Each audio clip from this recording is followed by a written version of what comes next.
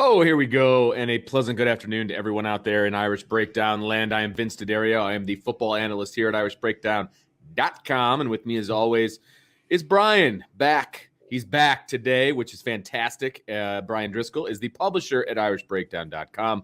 And first and foremost, I want to get it out there. Happy Veterans Day to all of the veterans out there. We want to make sure that we, put that out right up front. I have learned over the last 7 months that we have a lot of veterans just in awesome. our audience, which I love. And then obviously current military. But yes. No question. No question. So shout out to everybody out there on Veterans Day. Really appreciate you guys stopping by to hang with us. And of course, for everything that you do for us that I am personally not willing to do myself. So I much appreciated. So we are going to talk some Notre Dame football today, of course, and it is our prediction show. It's Thursday. We're right up against game day. This is our prediction show, and we always start our prediction show with what's at stake. You know, what does this game mean to the big picture for Notre Dame? What does it mean for the big picture in college football? Because Notre Dame is a top 10 team.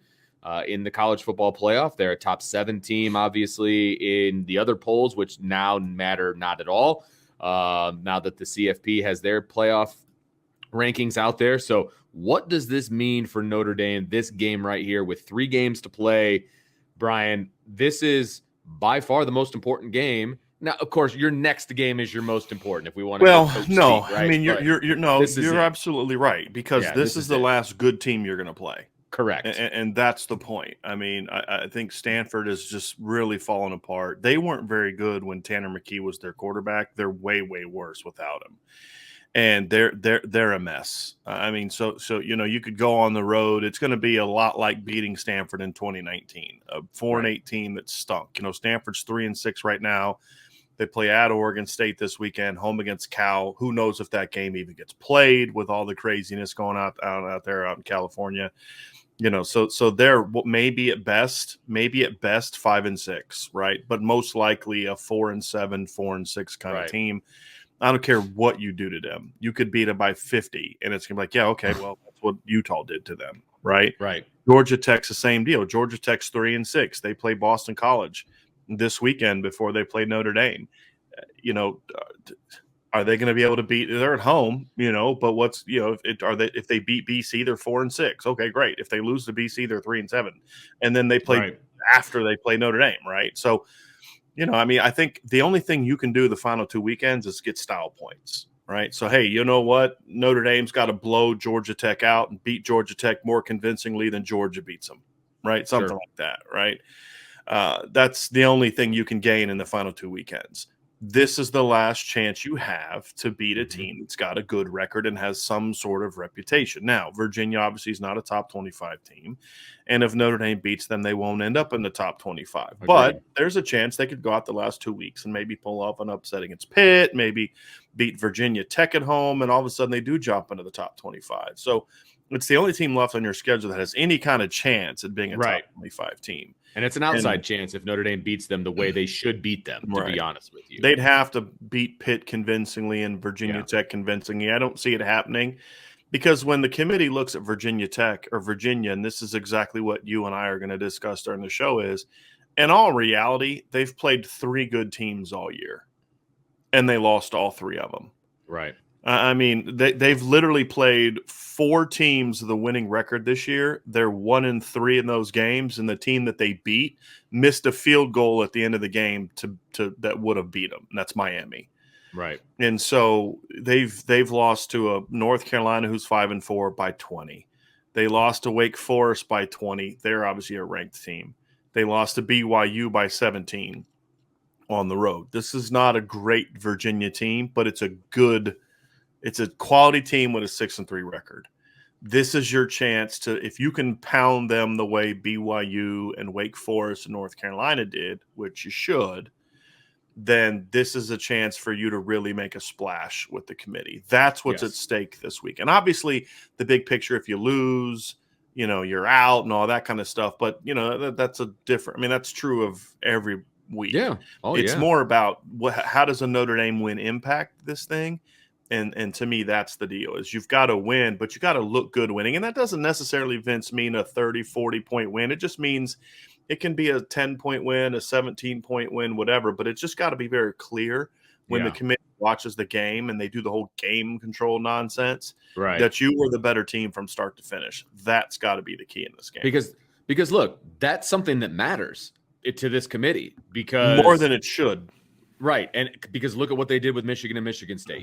I mean, bottom line there. Literally, it seems to me like the committee is giving Michigan more credit for that game than they're giving Michigan State. I completely agree with you. Based on their comments. And the president's comment, the athletic director at Iowa, his comment this week when he talked about, because they asked him about that. They had about 30 seconds with the guy, and they asked him about the Michigan State. How do you rank Michigan higher than Michigan State when they, the head-to-head did not make it that way? And he's like, well, we had a discussion last week when Michigan State beat Michigan, and there was part of the room that wanted to put Michigan above Michigan State because they're the more complete team when you look at all the numbers, blah, blah, blah. Everyone in that room should have been kicked off the committee that said that. Yeah, I agree. Because what are we playing the games for at this point in time? And I don't want to get too much into the committee thing. I know you guys talked a lot about that again yesterday. I want to focus on this matchup. But I'm just saying it matters. That's part of the what's at stake is absolutely. The game control, because this committee, and I've been a big defender of the committee from the beginning, this, but this version of it, which got a lot of turnover this year, is just saying some really dumb things. I mean, it's kind of like, I've hammered the S&P, SP plus, whatever that dumb formula is that Bill Connolly has at ESPN. And, my whole point is sometimes when the formula kicks out something really stupid over and over again, it's time for you to realize that your man-made formula needs to change. Right. And sometimes when I think of the committee, it's kind of like, okay, yeah, we've made some changes, and the people that we have on the committee now just aren't qualified to be on the committee. And they need to make a serious change this offseason, because if there's people advocating for Michigan State to be behind Michigan, the 2-3 days after Michigan just lost to Michigan State, choked away a 16-point second half lead, and you're going to tell me they're the more complete team, so they deserve to be in, at that point in time, you're just playing politics. Exactly. Or you don't know what you're doing. And either one is bad, and they need to say, okay, if we're going to have any integrity as an institution, then we need, because what happens is once that toxic culture of how you're viewed sinks in, it's hard to get rid of it. And you have to say, hey, look, this isn't right. We're going to fix this, because we have to care about what our reputation, right? And I mean, you're always going to have people hammering you, but like the legitimate reputation of, is this a body to be taken seriously? And right now it's hard to do that, but it is the governing body of who determines who's going to play the playoff. And what is very clear, that has to be very clear to Brian Kelly and his staff, is control of the game is important. Yes, exactly. And being a complete team is important. And Notre Dame needs to leave that fresh view on their minds of, hey, look what we're doing. We dominated Navy. We're going to dominate. We're going to dominate Virginia. That whole game control thing, because Notre Dame doesn't grade out real high on game control. And you look at the Florida State, look at Toledo, look at Wisconsin, you look at Virginia Tech. There's been a lot of games where Notre Dame hasn't been in control of the game.